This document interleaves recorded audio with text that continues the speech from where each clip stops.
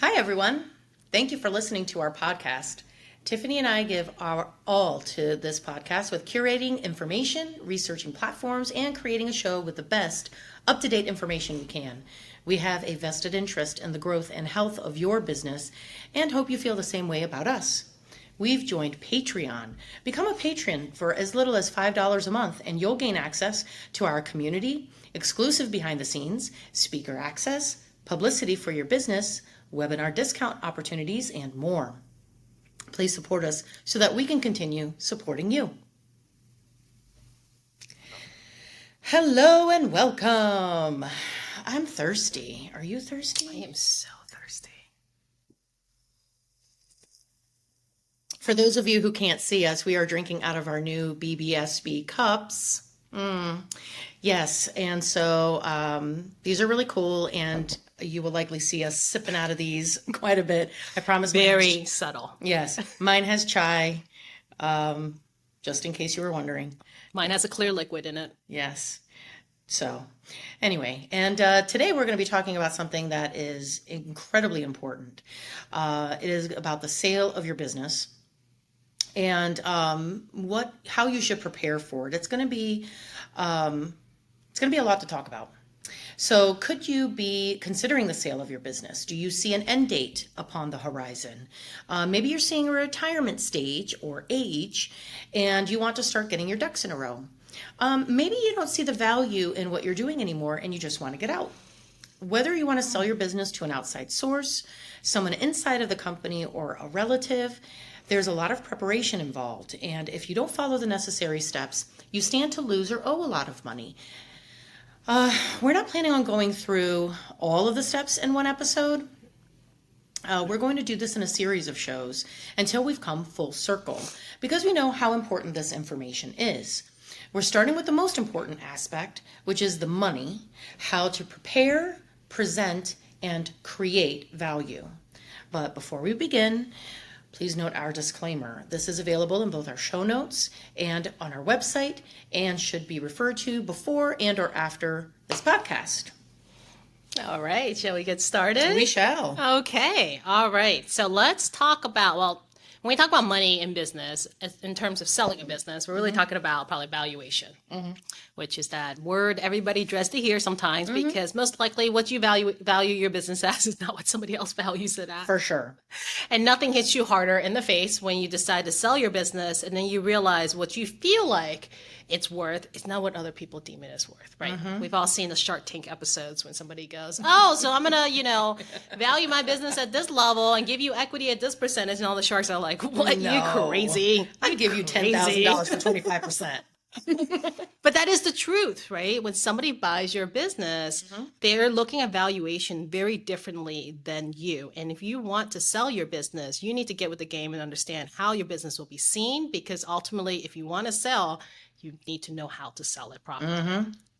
It's a lot like when you're selling your house. Like if you're very emotionally tied to your home and they tell you that your house is worth X and you're like, oh no, it's worth way more than that because I put this into it and I put that into it. And they're like, well, that doesn't raise the value of your home. It's so much fun here. Yeah. Those Nobody are cares. that raise the value of your home. Right. There are like kitchens and bathrooms raise the value of your home. It's the same thing with your business. There are things that do and things that don't raise the value of your home, of your business. That is very true. And so, regardless of what your reason is of why you want to sell your business, and like you were saying earlier, there's a lot of reasons. You could just be tired of it. Maybe you just want to sell it, whatever the case may be. You just need to know the rules of the game, and you need to understand what other people will be looking at so you can start focusing your attention on building value in those areas so you get the necessary valuation you want to actually exit the business the way you want to.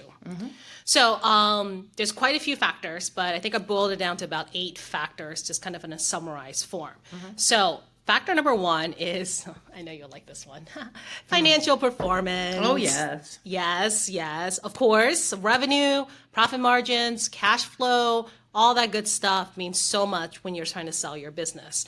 And generally, of course, as you would imagine, businesses with a stronger financial performance have a much higher valuation than those who do not. So let's also think about, what kind of revenue you're bringing in.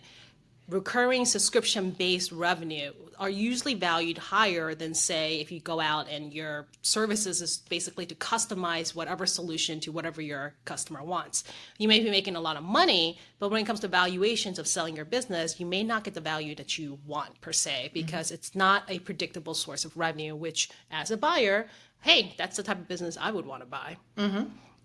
Now, like I said, this is kind of a generalized statement. It's not true in all contexts, but, just something to kind of think about while you're kind of building your business as to, what would attract a buyer that you're looking for. Now, I will tell you, and I'm sure this is true in most transactions, like I did mine in a private sale, so it's not quite like, as formal as a sale where you have like brokers and lawyers and accountants all coming together.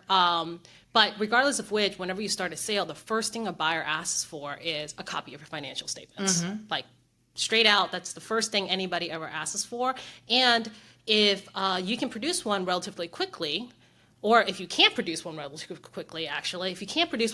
quickly, or it's not accurate, that usually raises like a big red flag to any buyer. So just kind of keep that in mind. And I would say that one of the biggest red flags are not what you would think it is. What you may think it is, oh, they're thinking that I just don't have correct financials. No, really, it's showing how unprofessional you are. There is that too. Yes. Or how serious you are. Yeah. There's a lot of things that buyers glean, right? Because after all, they're putting a big chunk of money into your business. It's like buying a house, right? Yeah, it's a absolutely. big chunk of capital, right? And when it's unprofessionally done, it's delayed, you can't cough up financials. It says a lot about you as a business owner, and it gives them an idea of what kind of business they're buying. So Absolutely. just kind of, think about You that. got to keep that in mind. Something tells me you're going to talk more about this a little bit later. Okay, the second thing is market competition, right? That's another factor that kind of affects your business valuation. If your business is in a very highly competitive market, it might be difficult to achieve a higher valuation. It's just kind of logical in that sense, right? You have a lot of competition out there. What makes your business unique? You have a lot more to fight against to actually get a bigger market share. It's just a lot of going up against you. So you're just not going to be valued quite as high. Whereas if your business is really niched, it might be a little bit easier to get a higher valuation for yourself. Yep. The third thing is industry trends. So if your business operates in an industry that is growing rapidly, which I think in the last 20 years we can all agree that in the IT industry, it is an industry that grows pretty rapidly. All the people coming up with new applications and softwares and whatnot, it is much easier to achieve a high valuation. We've all heard the story. So-and-so company got sold, for however many multiples and however many millions. This is the reason why. But if you happen to be in a business where, the industry is kind of declining, a little bit outdated, then, as you would imagine, you may, one, not have as many buyers, and two, your valuation just wouldn't be as high as well. Cupcakes, cake pops, martini lounges. Although you thought that like laundry mats would be declining, but it seems like they're coming back with all the rage. Oh, yeah. Vending machines. Oh, yeah. Apparently it's all the rage now too as well. But yeah, cupcakes, that's a good one. That was a huge thing for a while, right? So were martini lounges. I don't remember martini lounges. But Was that a Midwest? No, I don't know. I don't know. Although it sounds nice. But it's so niche. It's so niche that it's trend. It's trendy. Yes. And if you don't have the ability to, if your company doesn't have the ability, okay, I'll give you an example. Yeah. If you are a cupcake and cake pop bakery, but could also do cakes and things like that, and cookies, then that's different. Now you are an evolving type of company. But if you're a kind of company that's your hard stop, like you can't get any better than that, then what's your value really? Well, you also bring up a good point. One of the things that buyers do look for is how you diversify your revenue streams and where your revenue comes from. So that's where you get the whole talk about having diversified clients. So you're not putting all your eggs in one basket. Yeah. And same thing with trends, right? So if you're niche and you're super, super niche, I would say you probably want to sell while you're trending pretty hot. Oh, otherwise, once that trend is over, nobody's going to look at your business anymore. Yeah. All right. Number 4 is management team. So of course, a management team can really affect your valuation. A team that's strong, that's experienced, can actually increase the value of your business. While if you have a very weak, inexperienced, or poorly structured team, can actually hurt your valuation. So for example, if your business is overly reliant on a key employee in your management or in your team in general, or it's overly relying on you as the business owner, that can actually affect your valuation, or you might just end up getting a deal that has less favorable terms. If you know what I mean. All right. Number 5 is assets. So assets, meaning property, equipment, or inventory, these kind of assets, even intangible assets, which I'll go into number 6, IPs, patents, and trademarks, these usually play a role into your valuation as well. So all this will be taken into account when somebody kind of offers you a price for your business, because they are, likely going to buy all of your assets. Which leads me to number 6, which is intellectual property. So when I think of assets, the only reason I split that up is because most people think assets, they think like physical assets. Like tangible things. Yeah, like inventory and stuff. But, intellectual property these days are also actually really big assets, right? So you can IP, your trademark, you can maybe even IP your process. You can IP something that you're obviously created, or a product like that. That has a huge impact on what the valuation of your business is too. So think about that too, because, maybe you have something that can be IP'd and you simply don't know it, or you don't want to spend the money to actually get it done. And, ultimately that might affect like how much you're going to be able to sell your business for. All right, number 7 is brand reputation. So as you imagine, if you have a strong brand and it's well known in industry, then that also kind of plays into your value. Buyers actually do look at how strong your brand is to determine how much you're worth. So it's not always just hard numbers, because brand, it kind of equates to hard numbers at the end of the day, but like in it itself isn't exactly like I feel like it's more qualitative than a quantitative measure of the business. So, but it does actually play a huge part into your valuation. And we've certainly known a lot of large companies with great brands that sold really, really well. And the reason why they sold really well is because of their brand, because it's not like they're the only one in their, industry that does what they do. They probably have a lot of other companies that do what they do, but because they're so well known, they can actually command a higher price. Yeah, and that also speaks to brands that are either named after you or hold a family name of some sort. If that name at this point is so big that it's disassociated itself from you, the person, that's different. Yeah. But if you and your brand are one and the same, I would think that would affect the value of your company, because people are going to always expect to have you there. Right. And it does affect the value in a sense of maybe you still will achieve the price you want, but there's probably going to be a clause in there that you can't leave the business for the next 10 years, right? Yeah. Or they're going to try to buy you with the business Yes. if you're so entangled with how the customer perceives the value of the company. So if for whatever reason the company buys you, and because you're not there, they know that half the customer base is going to jump ship, guess what? They're going to really want you there, which means they're either going to pay less so they can incentivize you to stay longer by giving you a higher payout after the deal, which you may not want, right? A lot of people want to sell their business to retire, not to stay on board and basically work for somebody else for the next 10 years. Yeah, or to be on the board. To have to be on, but to be stuck on the board. Yes. And just so that you're there. You don't want to be obligated to do stuff like that. So that's certainly something to think about as you're building your business today, of how you want to exit, so you know how to actually build it. Now, on the flip side, there is nothing wrong with selling your business and staying on board with it afterwards. A lot of people create a business that becomes really valuable and really good, and then they quickly realize that, they do not want to be the head of the ship. No. Yeah, definitely. Like they enjoy a technical aspect of the business, and so they rather sell it to someone else who maybe has the know-how to support the operations and all the back office. And then you, as the owner, become maybe like a lead or a partner of a department. A lot of family businesses. And you get a lot of autonomy, right? Because you find a good buyer that gives you the autonomy, and you find the perfect place for yourself where, you continue to do what you love to do. You're making money, but you have much less stress in the areas that you really just don't care to operate in anyways. So you could do that as well. All right, the final factor is kind of what we were leading to is customer base. How loyal and how strong your customer base is will certainly affect your business valuation. They'll probably look at your customer retention rate. They'll look at the satisfaction level. They'll also look at your customer acquisition costs.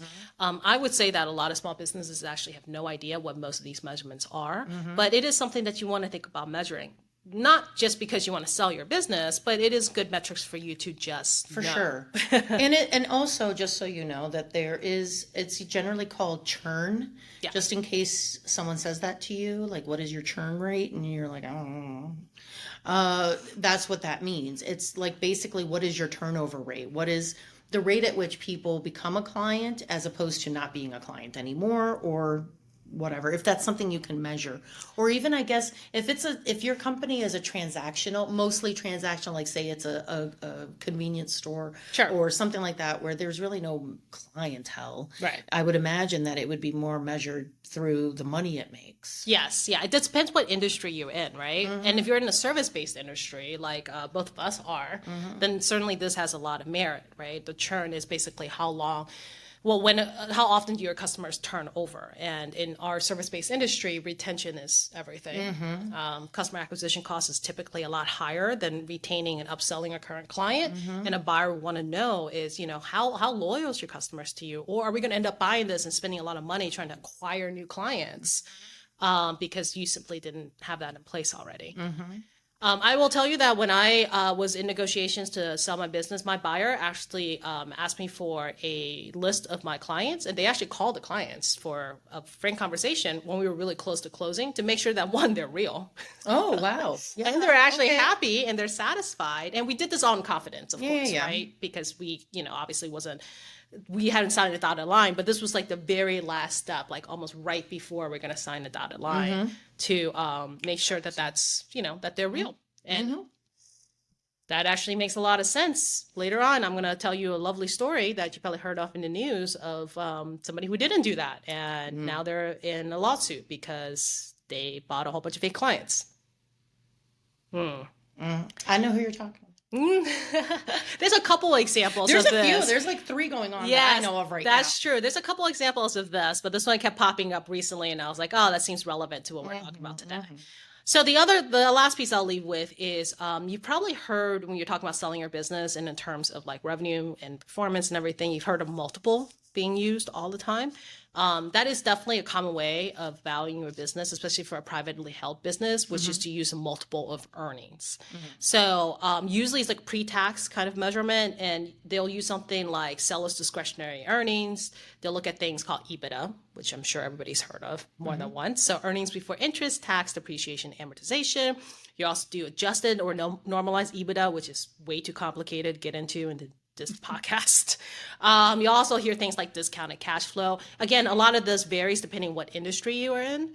Revenue is also a multiple that's used. It's very industry specific. It's not one that's used very often, but like, for example, when I was selling my accounting business, accounting and finance happens to be one of those service industries where you typically sell based on your multiple of revenue. And it's usually about 0.75 to 1.5 multiple of your revenue. Which means this is how much usually a buyer would value your business and actually propose a price that they would like to acquire your business at. Or you evaluate your business and what price you want to sell it at, right? So I also found a link from bizbuysell.com. So this is like a website that's kind of that sells like smaller businesses.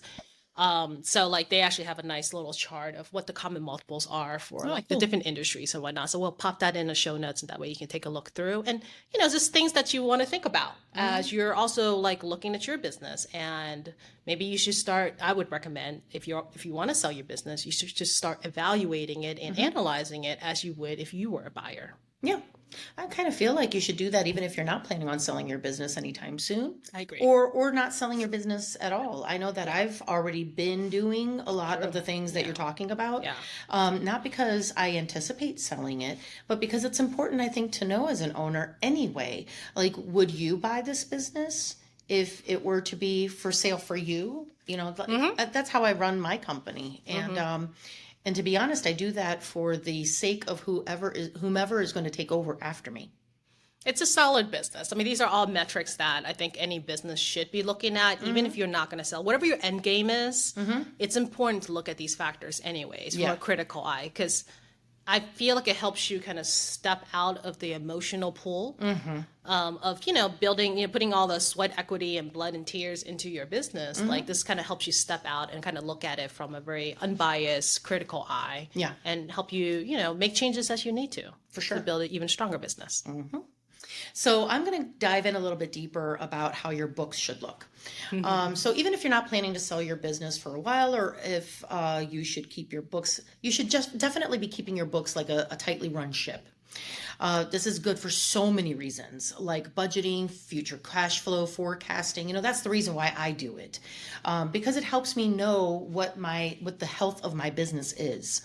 Know that in this post-pandemic world, it's even harder to sell a business than before. People are scared of an impending recession. I was just reading an article recently about how the hardest hit will be the commercial real estate, how it will just be, it's already tanked, but it's going to go so much lower. And buying a business now or within the next 5 years very well could be a high risk move. In saying that, you'll have to be extra on your toes with your reports and reporting. If you know you will be selling your business within the next 3 to 5 years, it's worth it to have a yearly audit done to your business. This will not only show the buyer that you are serious about the sale of your business, but that you are also serious about the value of your business. Buyers are likely going to look at your financials, of course, but they will also take a look at your real estate and any equipment that is associated with your business. Buyers are taking longer to buy now, so the more lucrative your business appears, the better. You can avoid red flags by working with an accountant or an accounting firm and ensure all income is accounted for.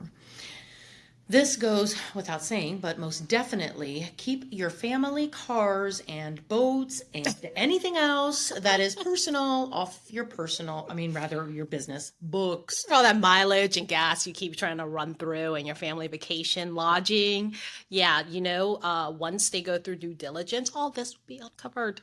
You'll be asked those questions, and it's super embarrassing when you come up with the answer of, oh, yeah, I took my family there. Yeah. Yeah, no, that's not going to come across well at all. Nope. Don't be surprised if a would-be buyer asks for year-to-date results. So being diligent with your past financials is just as important as being diligent with your current financials. At a minimum, what's on average, like buyers usually look for 2 to 3 year trends at a minimum. Yeah. That's why I said 3 to 5, because I kind of feel like let's take it a step further. But it's just good practice. It's also not unusual for a commercial landlord to also be involved. Sometimes they will take on the role of banker by vetting the credit worthiness of whomever it is that will be buying the business to transfer the lease. Like, if you're not going to be moving the company, but somebody else is it's going to be under new management, if you will. I've certainly seen sales not happen because the landlord did not deem the buyer creditworthy. I just experienced that recently. Don't underestimate the power of your landlord, because in a lot of ways they can act as a gatekeeper to the sale of your business. So now we're going to get into the audits and the importance of financial statements that are audited. Financial statements audited by an independent CPA firm provides an opinion as to whether the statements are free of material misstatement. So basically, it's not just you and your perspective of your company's financial health. It's an independent outsider's opinion as well. The term material refers to an error in your financial statements that is large enough to change the opinion of a buyer. So, for example, if your company has a $1 million balance in inventory and there's a $500 error in your financial statements, it's probably not going to change the opinion of your potential buyer. However, if there is a $50,000 error, and there's no answer or an adjustment for that error, that's going to raise a red flag. So now we're going to talk about financial statement audits. Your financial statement drives the business valuation process when you sell your business, and it's important to understand why financial statements are audited. It's very likely that a potential buyer will want to see audited financial statements, and you should consider paying for that audit each year, even if you're not ready to sell yet, like I mentioned earlier. I know that this can cause a lot of anxiety, but you know that the audit is going to be ensuring that there are zero errors. It's confirming that your books are good. It's also going to confirm that there's no fraud. big or small, because it's always possible for somebody in your company to bypass controls and commit fraud. I mean, you may think that there's nothing going on, but I mean, isn't it better to be safe than sorry? Maybe it uncovers something. Audits are designed to identify material fraud like embezzlement or theft above a threshold that could impact the opinion of a potential buyer. I did some research on a couple of different websites, and they will be linked in our show notes for your reference and for further information. So what is it that's so important about financial statement audits? There are a lot of buyers that are going to consider that when offering you a price for sale. But I hear you asking, what are those things? I heard you. Well, for one, they're going to provide qualified versus unqualified opinions about your financial statements. So what does that mean? It's so confusing, first of all. It sounds like they should be switched, to be quite honest. Oh, for sure. An unqualified opinion is saying that your statements are free of material misstatement, meaning your statements have been provided fairly within the parameters of the audit. A qualified opinion will list some issues related to that audit. So this goes to the whole, like, this really should be the other way around. Yeah, I don't know who came up with the terms. Who knows? Accountants, For example. Words are not our strong suit, apparently. No. For example, and I pulled this one from one of the websites that I researched. If the auditor could not perform a physical count of inventory at year end and does not have sufficient audit evidence on inventory, that issue would be disclosed in a qualified audit opinion. If there are transactions within your business that are tied to or have a relationship with your company, these are called related party transactions. So, for example, if your company buys materials from another company that is either controlled by a board member or owned by someone who works for you, an audit report will disclose this because this purchase was not with an outside third-party entity. It's almost an inside transaction. This is important because if someone buys your company and they're unable to get those raw materials from the same person, or let's say they don't want to buy from that person, they've got their own person, is it going to change the value of the company or in turn change the financials in a negative manner? So this is similar to something recently where it was a trades company that was purchasing its lumber from a gentleman who worked for the company. Yeah. And then when they sold the company to a key man inside the company, that key man and that lumber person apparently didn't get along. And the person who worked for the company refused to sell their lumber now to the person who now owned the business, and he had to go outside and purchase lumber for almost twice the cost, which obviously completely changed his revenue factors. Yes. So finally, the audit should disclose contingencies. These can be memos added to adjustments to the financial statement, or in the case of a legal situation, a contingency can be an event that hasn't concluded yet. Legal issues are common business contingencies. The links will be in our show notes for these. So that's interesting that you brought up audits to talk about this. I've seen kind of a rising trend. So audits are expensive, guys. Yes. I used to be an auditor. I don't know if that was worth the hourly bills we were billing now, but hey, but they're expensive. So you're talking about, let's give a range around here. Well, our area is a little bit more expensive than other areas. So don't, obviously take this with a grain of salt if you're not in a greater Washington, D.C. area. But I would say that your first year audit for any audits around here, let's say it's the size of business. Let's just say you're about $1 million. Let's say about $3 million, right? So this will give you kind of a baseline.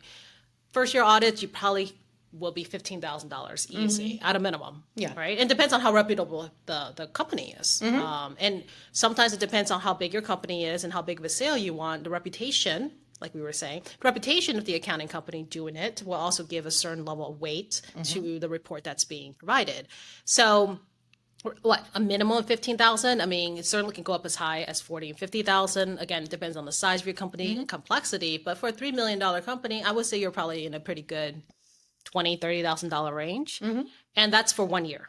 Yeah. Right. So if you think about it, it certainly adds up over time, but if that $30,000 can get you a $3 to $5 million sale, who are you to, probably would be worth the investment. Now, the other thing is there are other trends rising about not just audits, right? So there's also, accounting firms also do what's called a quality of earnings report now, which is similar, right, in a sense, but also not the same.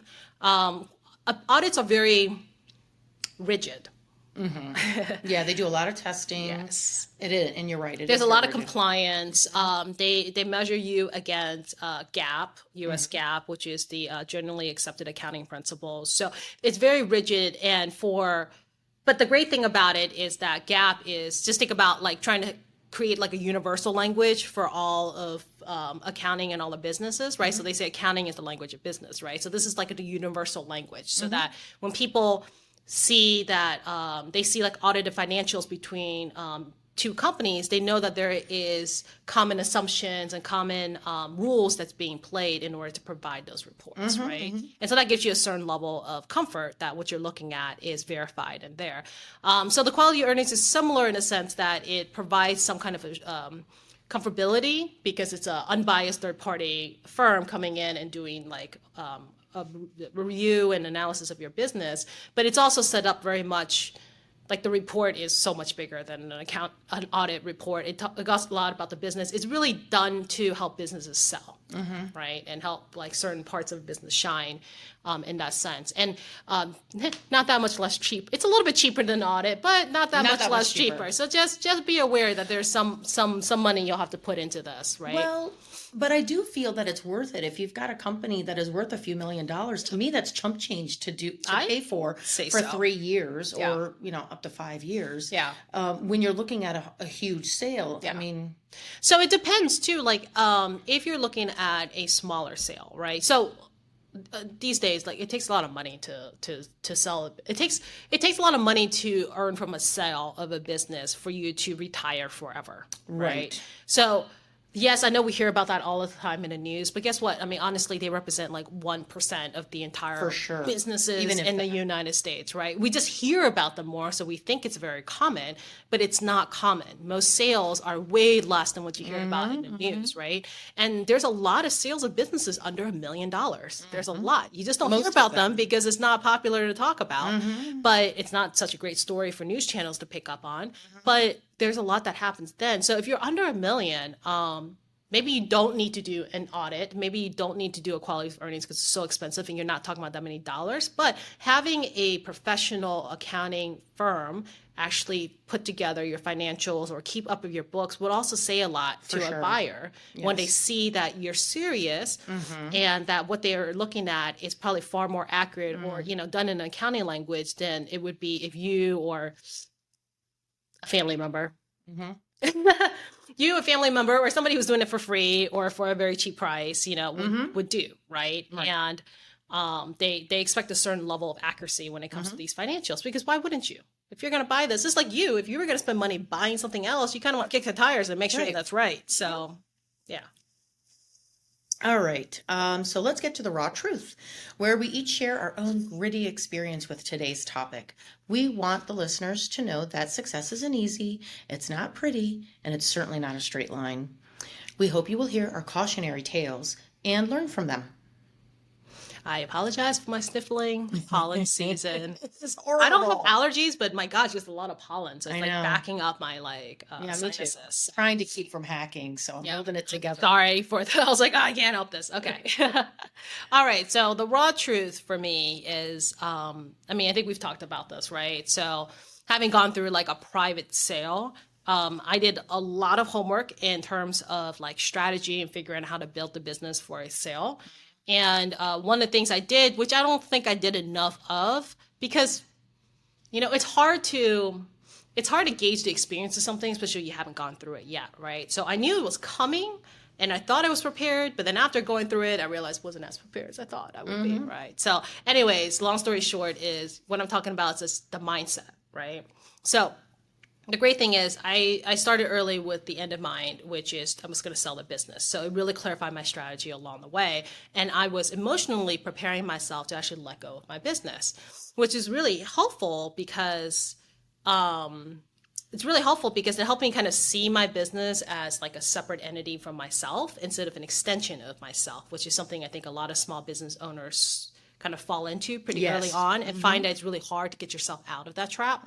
So doing that pretty early on helped me kind of set the stage so that when it came time to sell, it was a little bit easier to, you know, take what I had and kind of stick it in somebody else's business, essentially, right? Like there wasn't too much difficulty in that sense, but mindset wise, though, it was still pretty hard to let it go, right? Like I don't know. Like I said, like you hear about the stories, but until you live it, it's just not the same. Yeah. And I think the one thing, which I didn't realize until later on, and I think I read this somewhere, is really important for you to decide what you want to do after the sale, right? And this part was really difficult because it's really hard to see beyond. I mean, first of all, you're also working a lot and you're working really hard. So cramming anything else into your mind is just really difficult. But I think it's really important to know what you want to do after the sale, not just, you know, how you want to interact with the buyer after the sale, but also what do you want to do after the sale? Because like we talked about earlier, you know, unless you're selling this for like 8-9 figures, I mean, most people do not sell their business and are able to retire. Like You're going to have to do something else. You're going to have to do something else. Plus, it is you have to prepare for kind of the loss of identity as you get to this sell, because once you sell the business, guess what? You're not an owner of a business anymore. Like that's it. Like you're not an owner of anything. Yeah. And honestly, like unless you have a really big sell, like nobody cares that you sold a business, right? Yeah. They only care about who you are now, what past experience you bring to the table, what kind of value you can bring today. They don't really care that you sold a business. And so, you know, you kind of get like, you know, so that if you don't sit in this limbo for too long, which I'm telling you is not healthy for anybody, like you want to know, like, what do you want to transition into after you sell your business, right? It's a good idea to do that beforehand. Oh my gosh, yes. Because guess what? You do that afterwards, it's going to take you 3 to 4 months to figure it out, maybe 6 months to figure it out. Hey, maybe talking from personal experience there. But yeah, I would say that was probably like the biggest, most jarring, I guess, realization after the fact that I thought I was prepared for. But yeah, I was, you know, once you live it, it's a very different story. I agree. I would advise that. I agree. Well, I have not been in this situation, so I've no raw truth to add. I will say, though, that I've been a fly on the wall, so to speak, of a client or 3 over the years, and that have either tried to sell their company, has sold internally, and one that wanted to buy a business but backed out due to the financials. The biggest thing I can say that was a red flag that all of them shared was that the owner not only didn't pay themselves, but they didn't show what paying themselves would have been or how it would have affected the financials. This is very important, mostly because at least in one case, the amount the company showed to be in profit was less than what a pay would have been. So if the company had paid, if they had been paid, if they had a salary, the company would have been upside down. Yeah, and nobody wants to buy a job. And that's what happens. No. You buy a business where the pay of the pay of the owner isn't somehow factored in by, you know, them figuring out the discretionary income of the seller, or it's not factored into your financials. Somebody's going to do that math and quickly realize that if I buy this business, yes, I would be making some profit, but that profit will equate to basically my salary, which means I just bought a job. Yep. Who wants to buy a job? Absolutely. Absolutely. Okay, in each episode, we like to connect a famous example to our discussion to help you relate to our talking points in a more global or well-recognized scale. Sometimes we use exact examples of either famous persons or successful business owners of today or in history, and sometimes we use examples of people who inspire us and have inspired today's discussion. So mine is an example of what not to do when you're trying to sell your business. So this is kind of a hot topic right now. Right now in 2023, I guess, in April of 2023, right? So I'm talking about Charlie Javis, you think? Sure. Javis? She's like French and English. So that's Yeah. I'm don't know which way to We'll go. go with Jarvis. Jarvis. I almost want to say Jarvis, but I really like Jarvis, so we're not going to do that. Jarvis. Okay. So Charlie Jarvis, just to give you a background of who she is, attended college at Wharton School at the University of Pennsylvania, and she studied finance and she studied law. Well, according to her LinkedIn profile. Right. So at 24 years old in 2017, she founded a company called Frank, which was an online platform to really simplify the process of filling out the free application for federal student aid.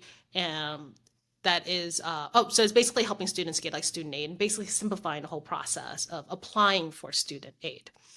Which, by the way, is actually quite simple.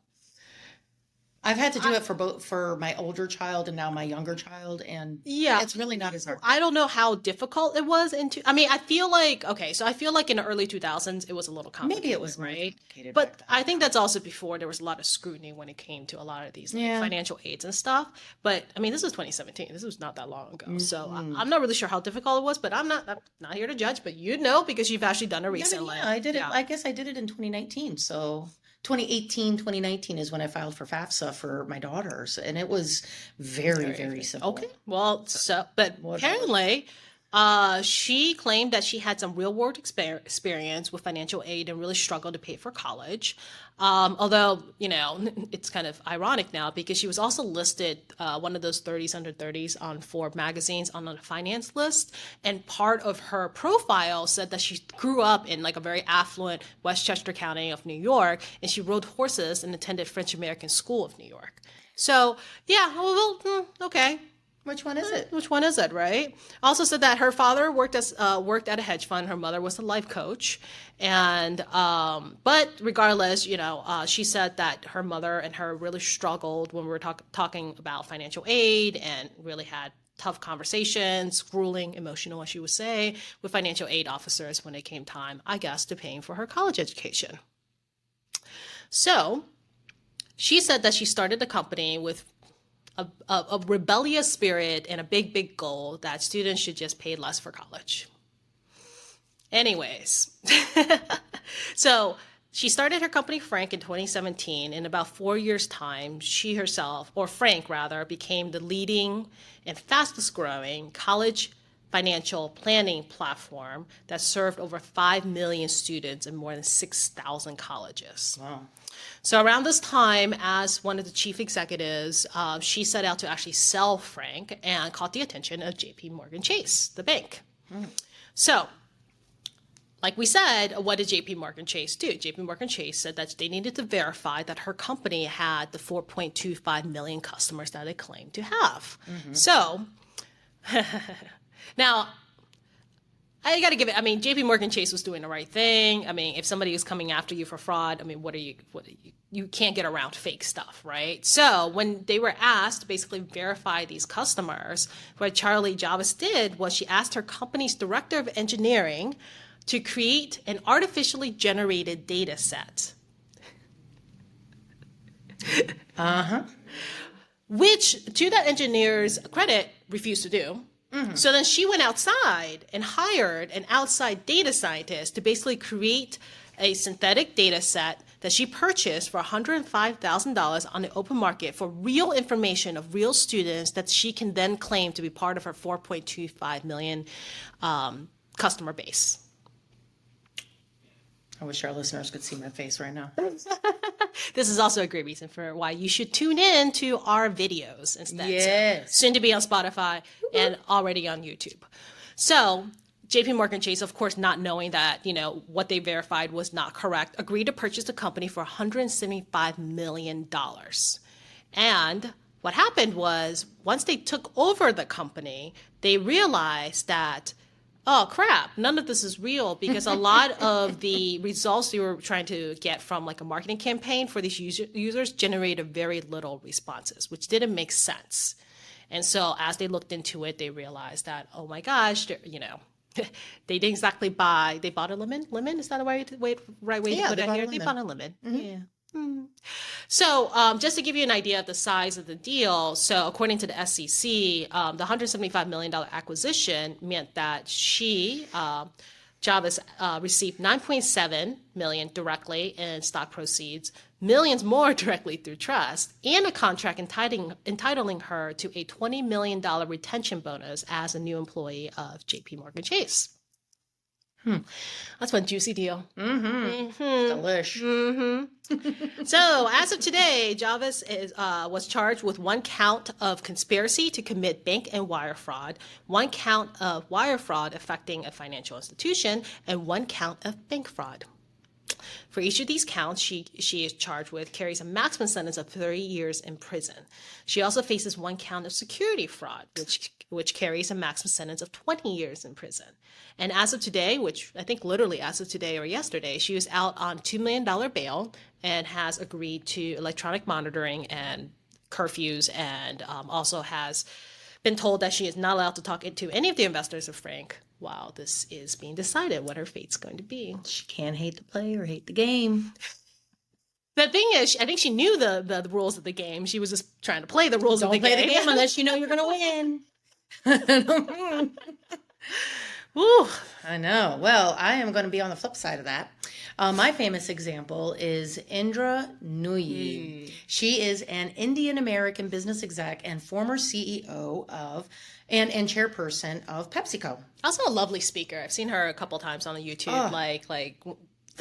platforms, whatever, when she was speaking. Oh, good speaker. She was amazing, and I'm gonna be glossing over a lot of what she did for changing Pepsi to what we know it as today, because she did experience a lot of pushback, and there were some very controversial things that she chose to do. Yes. But we're gonna start with her having joined PepsiCo in 1994, and she had an almost immediate influence on the company's strategic direction. In 97, she spearheaded the sale of Pizza Hut, KFC, and Taco Bell for $4.5 billion. They used the proceeds towards their $8.5 billion debt. So they reduced their debt in half, and they were able to push their buyback strategy forward, giving them more muscle to invest in future business developments. The following year, Nooyi played a key role in PepsiCo's acquisition of Tropicana. The $3.3 billion deal was particularly significant for the company as it placed Pepsi in direct competition with rival Coca-Cola in the non-fizzy drinks market. Now, you may or may not remember where Coke was and where Pepsi was prior to 1994, but there is a fantastic podcast on business wars. Business wars. I was going to say they had a big show about it. It is amazing. You must listen to this. They do go a little bit more into the grittiness of what she had to endure and what she did really for Pepsi. But prior to her showing up, I mean, Pepsi was looking at not even being in existence anymore. Like, it was really, really bad. It was a big rival, like in the 90s, I remember, Coke versus Pepsi. Yeah. Oh my God. Which came out with such great commercials that we talk about today. Totally. But like, this is at a time when Coke was just killing the scene. They had new Coke. They had come out with Diet Coke and Cherry Coke. All of that came out in like the late 80s. Went the celebrity route, I feel like. I think they're the first one to bring the celebrities into the They did. Yeah. They did. Well, in any case, so in 2000, PepsiCo made another strategic acquisition with its purchase of Quaker Oats. Now, this is where I'm talking about what she had to endure. She had a lot of pushback on this because they were like, freaking Quaker Oats? What? The $13.4 billion price tag was controversial. I mean, she got a lot of heat for this. But the deal handed Pepsi control Quaker's popular and lucrative sports drink, Gatorade. If I remember correctly, she also got a lot of pushback for, and I could be wrong, but I'm pretty sure it's Dasani. Dasani is also Pepsi, yeah. Yes. PepsiCo, yeah. So she got a lot of pushback from wanting to buy a company that bottled water. What? It was crazy talk because, in the early 90s, nobody was drinking bottled water. It's not like this is a lot of money anyways we're talking about. No, not at all. One of Nooyi's most controversial initiatives had been to redirect Pepsi's considerable corporate spend away from junk food into healthier alternatives. To this end, she reclassified Pepsi's wide-ranging products into 3 categories, designed to give customers more information about the foods you consume. Fun for you, such as potato chips and regular soda, soda, better for you, like low-fat or diet versions of snacks and fizzy drinks, and good for you, such as the recently acquired Quaker Oats. Dietary balance has been a key feature of Nguyen's strategy since day one. In 2010, she declared that Pepsi needed to be a part of the solution to one of the world's biggest public health challenges, a challenge fundamentally linked to our industry, obesity. Under her steer, Pepsi has reduced the portion size of its Fun For You products and has delivered a marketing campaign to ensure its diet products are promoted as aspirationally as it is its full sugar equivalents. For example, Gatorade is now marketed specifically towards athletes rather than being advertised as an everyday recreational beverage. There's a great interview by the Harvard Business Review with her, which really showcases how out of the box she thought and how she pulled others to do the same to change the direction of Pepsi. There's this whole thing she talks about how she had all the executives do an art project, and like half of them didn't do it, and then the rest of them didn't even understand what they were doing. And she was like, how can we be creative about our art when you're asking me, should we change the blue to a different blue? So the link is going to be in our show notes. That is pretty amazing, though, because she's talking about, like, turning the head of a giant, essentially. Oh, yeah. Yeah. I mean, she is very aspirational, I feel like, and a great example of what we're talking about here. With each episode, we like to share either books, tools, apps, or platforms, or anything we think is a great next step and connector to our discussion. So if you like our subject matter and want to learn more, you'll have a great place to start. Yay! So, of course, I have podcasts and books to recommend. So when I was actually doing research to figure out how to kind of build my business to sell naturally, John Warrilow's book, Built to Sell, kind of came up top of the list. It's a very popular book. It's also a very short read. I actually forgot I had the book, so I had to go back and look for it. And I was like, oh, I already bought this book. But yeah, it's a very short read, but it kind of gets you in the right mindset if you are wanting to sell your business, kind of the things you want to prepare for. The other book that he has is called The Automatic Customer. I haven't read this yet, but I actually really do want to go read it. It's called The Automatic Customer, How to Build a Subscription-Based Business in Any Industry. And like we were saying a little bit earlier about how recurring subscription-based revenue tends to command a higher valuation most of the time. And plus, I just love the fact of recurring revenue. Let's just be honest. I like it too. But it is a challenge sometimes, or most of the times, to do this in a service-based industry. So I also, I like a good challenge. So I always like doing it, but it is possible. So just keep that in mind. But anyways, great book probably to go check out. He also has a podcast called Built to Sell, so definitely listen to that. He interviews a lot of people who are buyers or sellers of their businesses. So you get to really hear a lot of great insights as to, especially buyers, what they're looking for, how they look for. I mean, these are like professional buyers, right? This is what they do. They buy businesses, and then they restructure them, and then sometimes they sell them, sometimes they hold them in a portfolio, right? So it's really cool to kind of hear from their aspects of what they're looking at. And there are common themes. So good things for you to know as well. The other podcast I would recommend is Empire Flippers podcast. Empire Flippers, if you haven't heard of them, what they do is they buy and sell mostly in the digital space. So a lot of e-commerce businesses, digital businesses, and whatnot. They've made a really great name for themselves. Their podcast is incredibly good.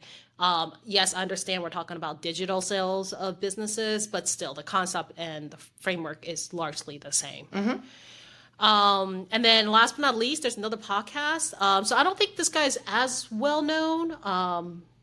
Maybe, I don't know. But I kind of stumbled across him on YouTube kind of by accident. But I like what he says. So basically, he's a business broker. And his name is David C. Barnett. And his podcast is called Buy and Sell Small Business. And what I like about it is he focuses on the small business. So we're not talking about $10 million sales. He's really talking about $5 million, mostly $1 million in under sales, which is, I think, practical reality. Yeah, it's probably the most common. Exactly. And so he actually really gets into buying and selling businesses of that size, which I certainly appreciate because, as much as I enjoy listening to businesses that sell for billions of dollars, that is not my aspiration. Yeah. Not that I'm going to say no to it. The universe wants to send me that opportunity. I'm not going to say no. Exactly. But, it's never been my aspiration. So it's nice to hear about topics that are a little bit closer to the reality that we live in. I agree. Aim low. No, aim real, right? Aim real.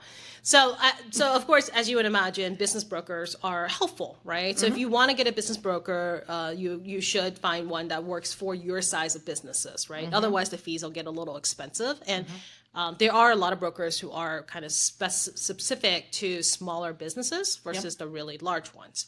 But if you want to do a private sale, you want to go with a broker, you want to make sure you also have a good lawyer and a good CPA or a good tax accountant that can actually advise you on the tax implication of the deal that you probably won't be able to forecast, and is also super important to you afterwards because it's going to impact you. So those are really important to have. Because once it's done, it's done. Once it's done, it is done. That is correct. My biggest recommendation is to talk to a CPA. You may want to hire a firm that specializes in valuations, and I recommend you start getting audits done yearly. If not an audit, I mean, of course, again, we go back to how much is your company actually worth. If you're talking about a business that's a couple $1 million, I think it's worth the investment of an audit. Yeah. Now, if your business is not quite that large, your business is maybe much smaller than that, maybe not so much a yearly audit, but definitely an audit before you sell the company. Well, so it depends too, I think, of how comfortable you feel with financials, right? Here's the whole, I think what we're getting at is pay attention to your financials, people. Yes. That's what we're getting at, right? Yes. So if you don't feel comfortable and maybe you hired a bookkeeper or you hired somebody who maybe is helping you keep together the books, but may not understand kind of the greater story that your financials are supposed to have, and have a firm outside of your company come help make sure that this is all put together. Yeah. Right. So if you can't afford an audit, or you don't want to do an audit, even though I think if you are intending to sell, an audit is not a bad idea at all. But that's for whatever reason, let's say you don't want to do it, you got to at least have financials that that are accurate and basically ready to turn on a dime when a buyer comes along and says, hey, I have intentions of buying a business. Can I review your financials to see at least the preliminary, what am I getting myself into? And then you yourself also need to understand enough to read these financials, because if it's not telling the story you want, then you got to figure out why. But know that you have to spend money to make money. I go back to the whole sale of a house. Like maybe you don't want to put in a whole brand new kitchen in order to sell your house for a higher level, because your kitchen cabinets are totally fine. They may be 30 years old, but they're totally fine. So then paint them or do something to make them look really nice, and not just on the cover. I mean, like, do something that's going to bring up the value of your home, because a person's going to look at your house, let's say, and I'm using your as a symbol, but like they're going to look at your house and be like, oh man, I'm going to buy this house for this much, but then I have to add a new roof, I have to change the kitchen, I have to change the bathrooms. So really the price of the house is not this, it's really this. Yes. So no thanks, no deal. I'm not going to buy it. That's so, exactly but right. If you invest your own money into it and you raise the value of your home, people are going to be scrambling to have a turnkey home. You want your business to be turnkey as well. So in saying that, you might want to talk to an M&E specialist as well. Conversations with people who do this for a living will help you get a better understanding of what to prepare for and how.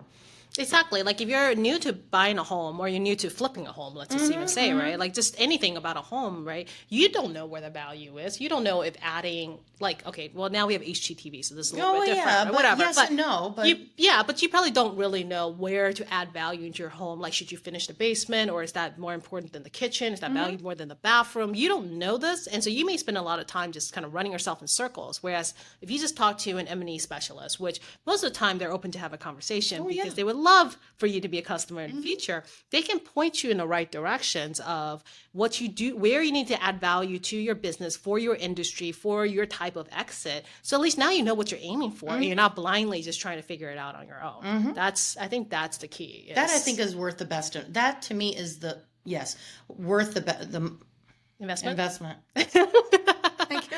And on that note, let's close out today's episode because we've lost our words already. Yeah, totally. So we are going to continue this discussion, and we're going to move forward with what more you need to know about the sale of your business in our next episode. Please show us your support by following us on your preferred podcast platform, social media, and YouTube, and Spotify.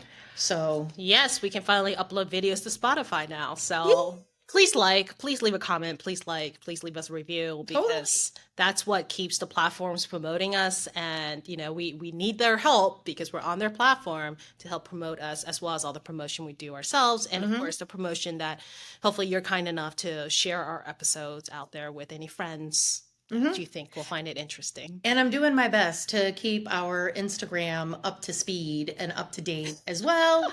It is BBSB_official. So please follow us there as well. We are sharing a few things here and there. Mostly me, not we. Sure. I'm still working on getting back on social media, though. But you get to see some lovely behind the scenes of what a bootstrap podcast looks like. Totally. I mean, we don't just talk about it; we live it. Yeah, we live the bootstrap life, apparently, though. But no, come with us. I think leave us a comment and let us know. Yes, all of our links will be posted below. And until next time, mind the business behind your small business, because all great business successes start small. Bye. I feel like we need to cheers one last time. Cheers. Good job.